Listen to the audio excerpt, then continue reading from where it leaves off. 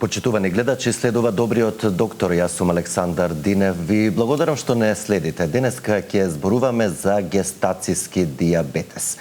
Мој гостен и соговорник во студиото е професор доктор Ивица Смоковски, ендокринолог од Клиниката за ендокринологија. Професор Смоковски, добар ден. Ви благодарам што сте дел од денешното издание на емисијата. Добар ден, Александар, и голема благодарам за поканата.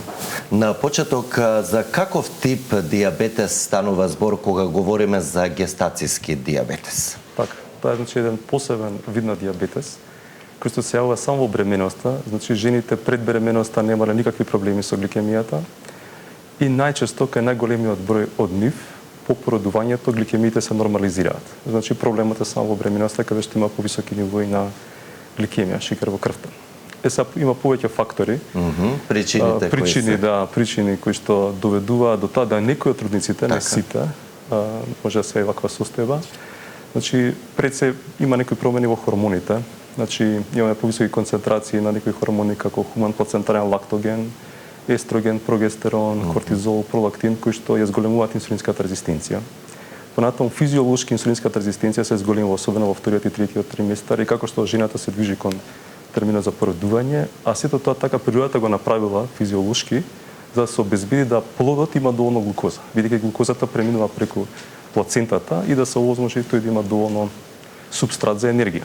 Со тоа што кај повеќето жени е се во ред и контролните механизми функционираат, меѓутоа за жал кај некои доаѓа до повисоки нивоа на гликемија, тоа го велиме дека е гестацијски дијабетес. Колку е честа оваа појава, да рековте, бидејќи кај некои се случува и кои жени се под поголем ризик да добијат во текот на бременоста гестацијски дијабетес? Па е релативно честа. Во различни популации процентите се различни. Во нашата е некаде 2 до 3% од сите бременности, што е релативно честа појава. И што се однесува до ризик факторите, ги има повеќе. Ризик фактор е обезноста. Ако било обезно пред бременоста или во текот на бременоста, ако тежината прекомерно се зголемува, тоа е ризик фактор. Пред дијабетес, пред бременоста, ако имало исто ризик фактор. Понатаму, ако имала некоја претходна бременост со гестацијски дијабетес, и за следната ќе има зголемен ризик. Ако имала синдром на полицистични овариуми, ако има хипертензија, ако родила во претходната бременост плод со голема телесна тежина, ако има семејна историја за дијабетес, татко, мајка. Сите тоа се ризик фактори кои што може да доведат до гестацијски дијабетес кај трудницата. Ако, трудницата во претходната бременост немала гестацијски дијабетес, може да се случи во некој од наредните втора или трета бременост да се јави во текот на бременоста гестацијски дијабетес и обратно, ако имала во првата бременост, во втората или третата бременост да нема. Да, и двете сценарија се можни. Така. Со тоа што, како што кажав, доколку претходно имала гестацијски дијабетес, веројатноста да има во следните бременности е многу голема. Така. Ризикот е поголем. Сега тука имаме генетски фактори, имаме некои состојби, рековме хипертензија, да речеме синдром на полицистични овариуми, се јавува понекогаш и кај жени кои што немаат прекомерна телесна тежина. Тоа тешко може да го смените. Меѓутоа има и ризик фактори кои што се поврзани со животниот стил, таму може да се влијае, да речеме да се превенира гестацијски дијабетес во некоја следна бременност. Наследноста каков фактор игра тука, ако некој од женските претходници на трудницата имале гестацијски дијабетес, колкава е веројатноста и таа да се соочи во текот на бременоста со овој тип на дијабетес? Така е, многу голема. Практично рековме дека тие генетски фактори, седни од оние кои што се ризик фактори за појава на гестацијски дијабетес, го зголемуваат ризикот. Ако имате вакви генетски фактори, семејна историја за дијабетес, татко, мајка, и ако имате некоја состојба, веднаш ризикот за гестацијски дијабетес значително се зголемува. Кои се симптомите, кои се знаците, конкретно на што треба да обрне една трудница и да се посомнева дека станува збор за гестацијски дијабетес кој се појавува во тек на бременоста? Така, тука е сега ситуацијата што практично повеќето нив се асимптоматски. Нема знаци, нема симптоми. Мислам ги гледам, ама екстремно ретко за некои, да речам, многу доста откриени случаи, така натаму, пак имаат овие класични знаци на хипергликемија, за кои што генерално зборуваме. Меѓутоа, повеќето од нив немаат никакви симптоми и токму поради тоа начин на дијагностицирање е воглавно лабораториски. Правиме ОГТТ, орален глукоза толеранс тест, и доколку има изместување на параметрите, велиме дека трудницата има гестацијски дијабетес, Исто во некои ситуации гинекологот кој што ги води може да забележи дека плодот е поголем за гестацијската возраст или има повеќе околу плодова вода, па тие сигнализираат. Да ги препратат. Ги препраќаат, иницира да се направи ваков скрининг, па тогаш најчесто нивните сомни жени ги потврдуваме. И баш од овие причини, од пред 10 години во Македонија, значи е задолжителен скрининг за гестацијски дијабетес кај секоја трудница. Баш од тие причини што практично не можат тие ништо специјално да почувствуваат дека нешто не е во ред. Така. Тука ќе ги поканеме и нашите гледачи, почитувани, доколку имате прашања за денешниот мој гостин, професор доктор Ивица Смуковски, специјалист ендокринолог на клиниката за ендокринологија, поврзани со темата гестацијски дијабетес или пак прашања општо со дијабетесот, бидејќи професорот е тука расположен и ќе ви даде совети, насоки и препораки како да постапите, може слободно да се јавите на добро познатиот телефон 023-116-566.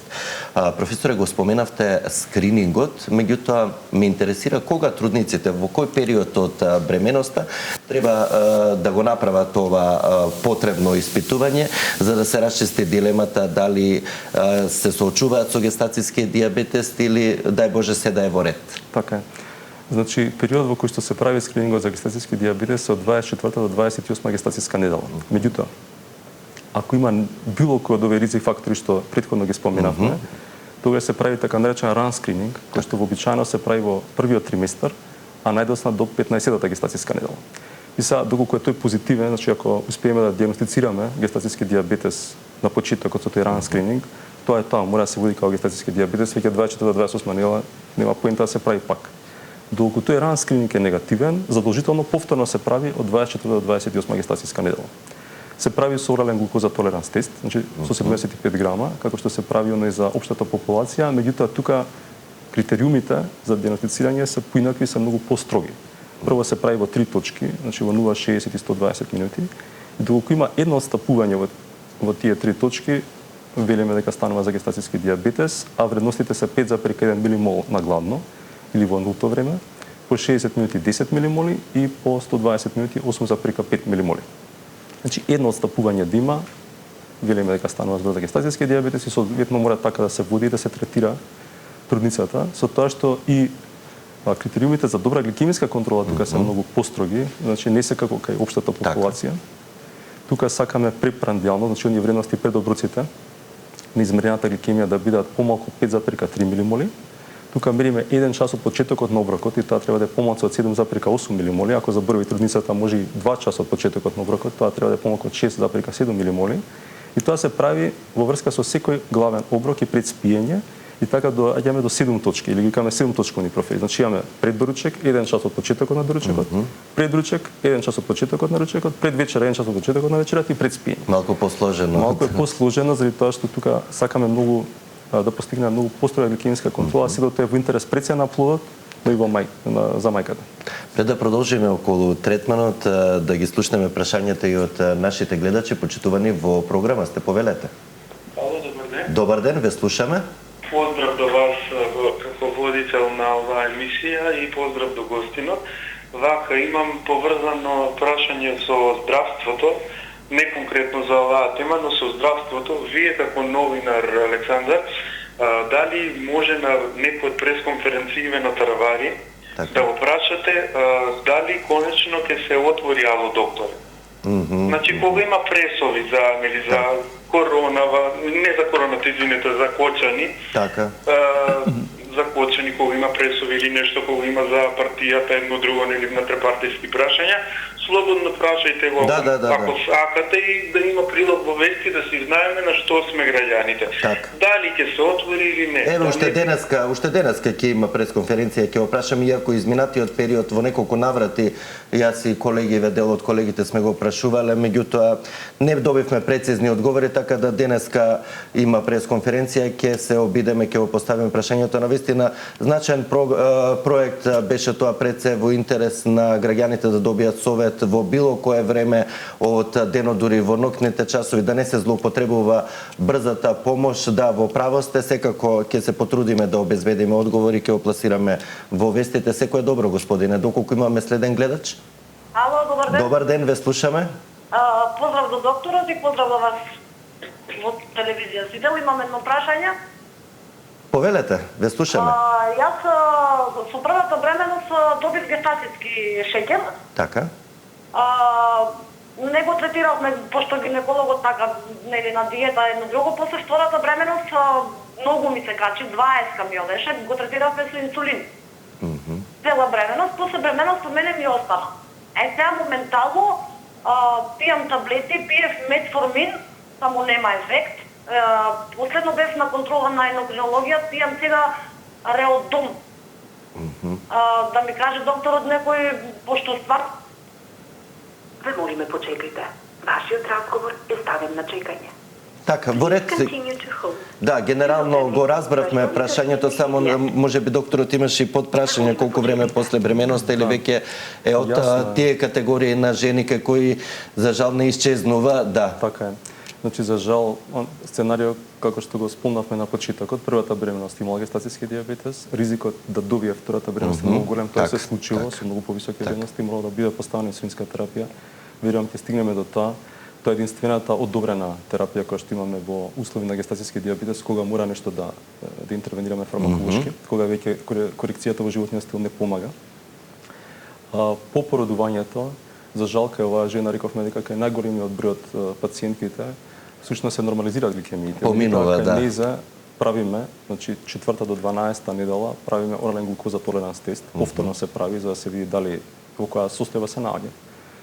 И за жал таа е дел од оној помал процент каде што е диагностициран диабетес, кој што е лекуван, колку што разбирам сега со орални антидиабетици. Сега тука има повеќе сценарија.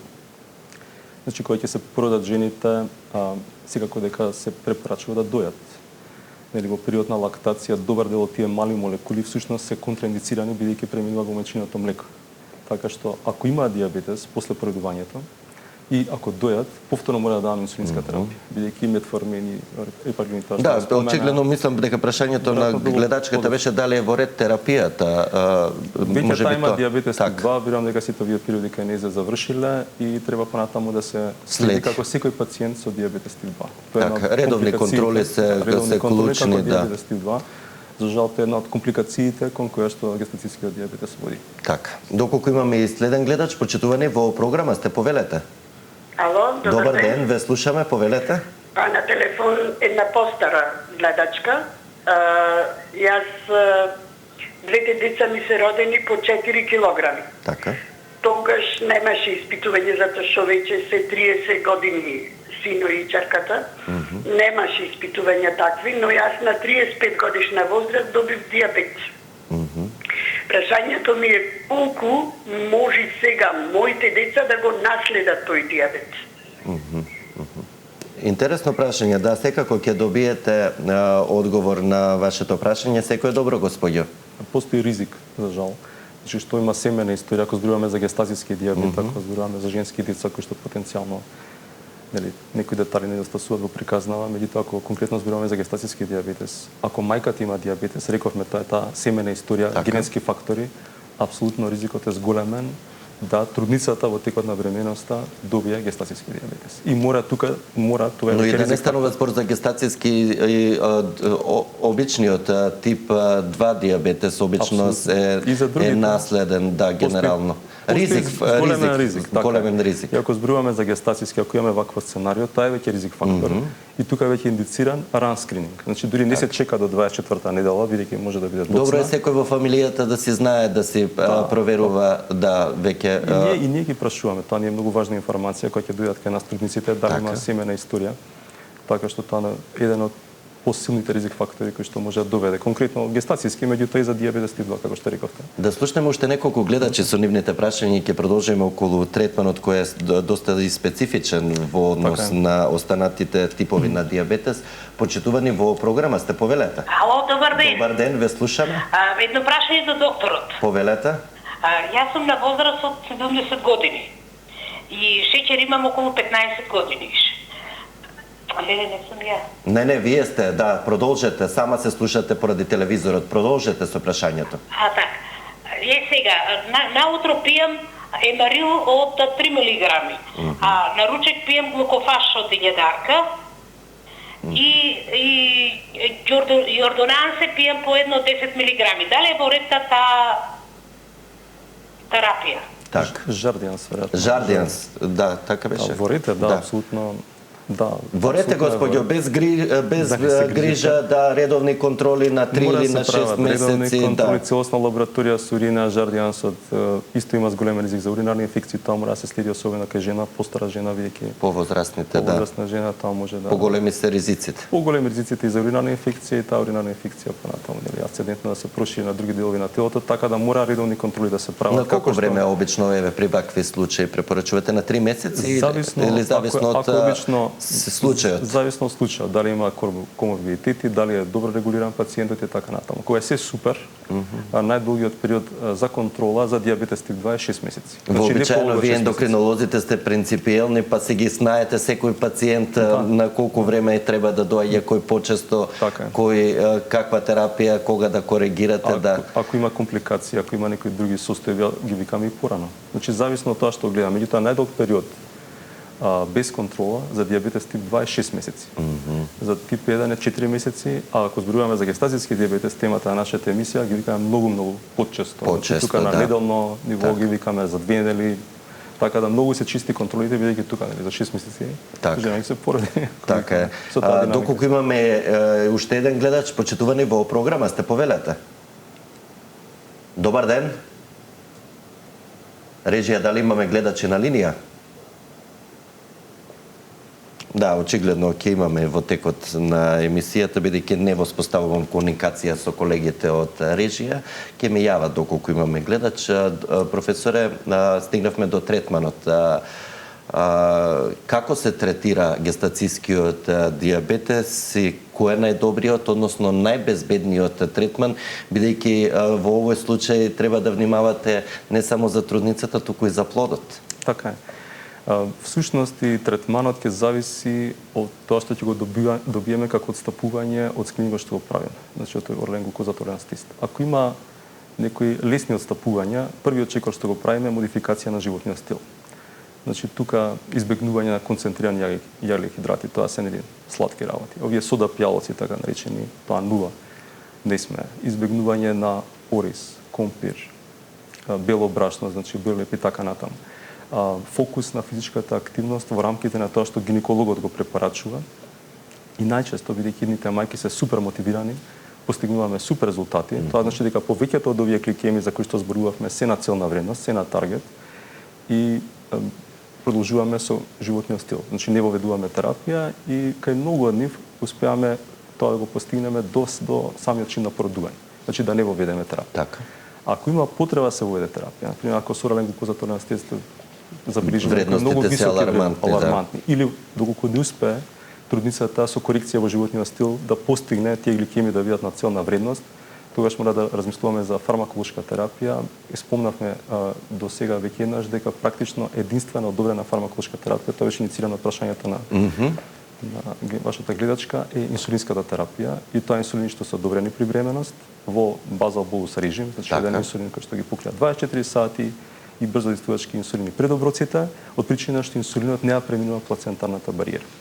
Другите мали молекули кои што вообичаено се користат кај дијабетес тип 2, тука се контраиндицирани. Дури многу често млади жени и девојки пијат метформин за синдром на полицистични овариуми, ако забременат мора тоа се прекине најдосна до крајот на првиот триместар, бидејќи тие мали молекули ја минуваат плацентарната бариера и одат и во плод.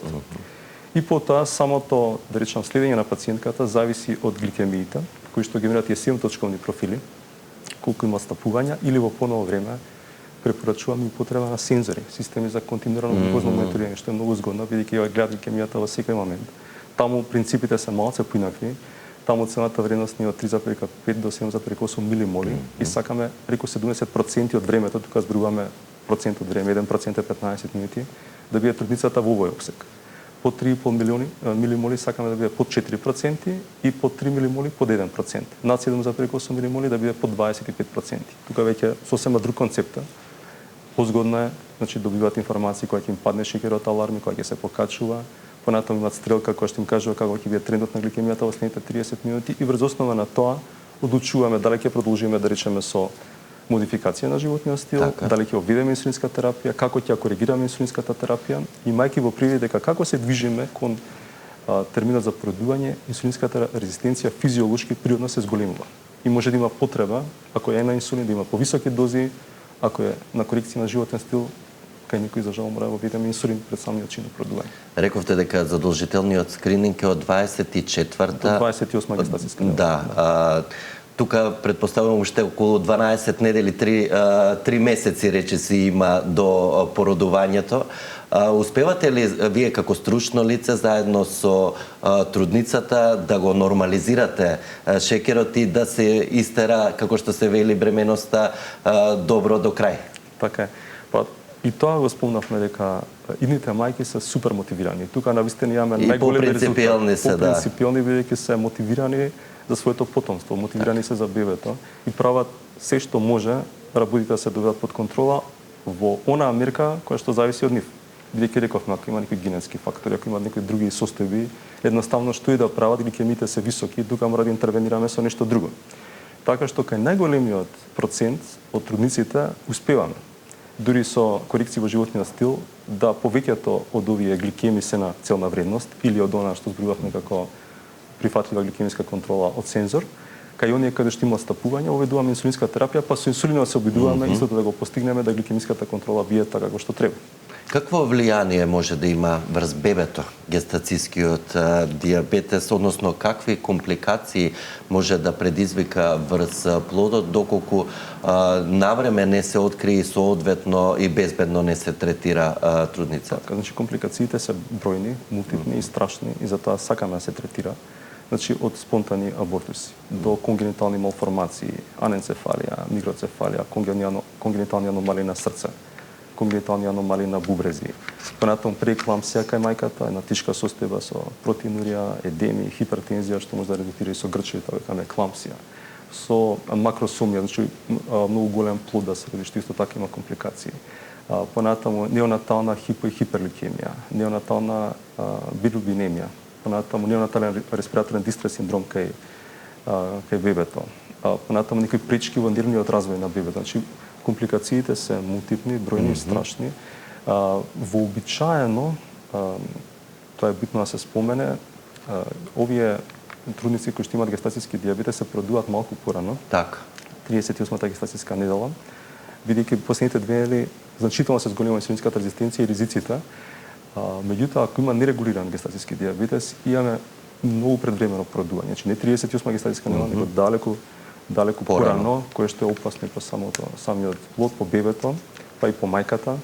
Понатаму имаме ситуации на раѓање на бебиња кои што се многу мали. Со мала родилна тежина, да. Така е. Потоа, ако имате високо ниво на глукоза кај мајката, има ризик кај бебето и понатаму денчето, детето, да се зголеми ризикот за обезност, за хипертензија и диабетес. Така што сите тие работи се можни компликации на нетретираниот, нелекуваниот гестацијски диабетес. Навистина и треба да се размислува, убаво рековте дека поинформирани се трудниците и попринципиални, дај Боже и така да продолжат што помалку компликации, бидејќи навистина станува збор за сериозни компликации по плодот, но и по самата трудница. Да вклучим уште еден гледач, бидејќи им ветивме дека кон крајот ќе оставиме простори за нивните прашања. Почитувани во програма сте, повелете. Добар ден. Добар ден. Ве слушаме, повелете со прашањето. Ало. Ќе го намалите телевизорот и ќе го поставите прашањето. Повелете. Поздрав до докторот. Прашањето ми е, имам 73 години. Диабетичен сум скоро 15 години. Лекарства примам и правам редовни контроли секои 3 месеци. Меѓутоа, вчера ми се случи да имав некое инфекцијско заболување вечистит, да речам, и шекерот ми се качи, што никој пат не бил, до 24. Веднаш се напив лекарство Цефалекспа, после тоа по известно време овие редовните моите, иначе примам глика, примам медси и примам глукопаш 1000 на вечер. дали терапијата во ред и дали овако се повтори, како да реагирам. Вчера ми беше прв пат, иначе до кај 17 има стигнато, внимавам и со храната, меѓутоа тоа е прашањето. Так, во ред ќе добиете одговори, совети околу терапијата, но и дали ова ситуација можно е да се повтори, секој е добро, господјо. Така, значи се работи за повозрасна пациентка на трипла орална антидиабетична терапија со една форма на уринарна инфекција, значи било каква инфекција, инфламација во организмот доведува до зголемување на нивото на гликемија. Јас би рекол да секако мора да се ликува самата инфекција, цистит, спомна во случај. Да. И паралелно со тоа задолжително се мери гликемијата.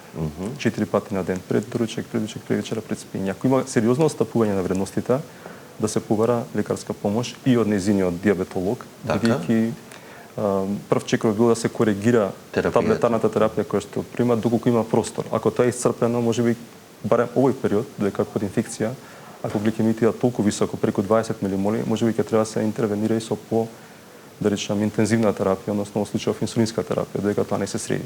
Така. Меѓутоа, во секој случај треба да се побара помош и од диабетологот кој што ја води во врска со. Така, односно незиниот ендокринолог. Професоре, при крајот на емисијата сме неколку пати споменавте дека има случаи каде што се повлекува во поголемиот дел од случаите после породувањето, но постои ли опасност? Еве имавме еден пример, чинам од гледачка, дека после известно време се јавува диабетес, односно да бил скриен или неоткриен за време на породувањето со мали вредности кои не биле толку алармантни, но да се појави во текот на животот. Така е. Значи, дури и таму каде што има нормализирање на гликемиите и каде што е нормален тој орлен гликоза толеранс тест, кој што го правиме 4 до 12 недели по породувањето, ризикот за појава на диабетес тип 2 кај овие жени што имале гестатиски диабетес е 7 пати поголем во споредба со тие кои што немале гестатиски диабетес. Значи, енормно зголемен. И од тие причини мора на 1 до 3 години да се прави скрининг за диабетес тип 2. Сега значи зборуваме за диабетес тип 2 најчесто. Се прави во 2 точки, значи не е така. Други се критериумите како за гестацијски, во 2 точки 0-120 минути, ако нулто време над 7 или по 2 часа, ако е 11 запрекен милимоли или повисоко, тоа е диабетес и мора соодветно да се лекува. Рековме дека кај најголемиот број од нив се нормализира. Ова беше исклучок, пациентката, имаме и такви случаи. Најчесто, значи, дури тие што се на инсулинска терапија, кои ќе се породат, немаат потреба од терапија. Значи, мерат нормални гликемии, меѓутоа задолжително после колку време исчезнува, тоа можеби ги интересира веднаш по породувањето, мерат нормални гликемии, кај повеќето од нив. Меѓутоа, како што споменав неколку пати, 4 до 12 недели по породувањето задолжително се прави нов орлен гликоза толеранс тест за да видиме во која состојба се наоѓа жената. Значи, дали е севоред или пак е диабетес, бидејќи ако е диабетес треба да се лекува. Па се повторно и тоа го спомнавме, има две сценарија, дали дои или не дои. Ако има диабетес и дои, повторно мора инсулинска терапија, бидејќи сите овие мали молекули сега не преку плацентата преминуваат во мајчиното млеко и не се одобрени при лактација. Доколку не дои, може да прими мали молекули како метформин и другите орални антидиабетици кои што ни стојат на располагање. Може ли да се превенира гестацискиот диабетес доколку ги исклучиме оние генетските наследните фактори? Што ги советувате вообичаено трудниците кои ќе диагностицирате гестациски диабетес? Така е.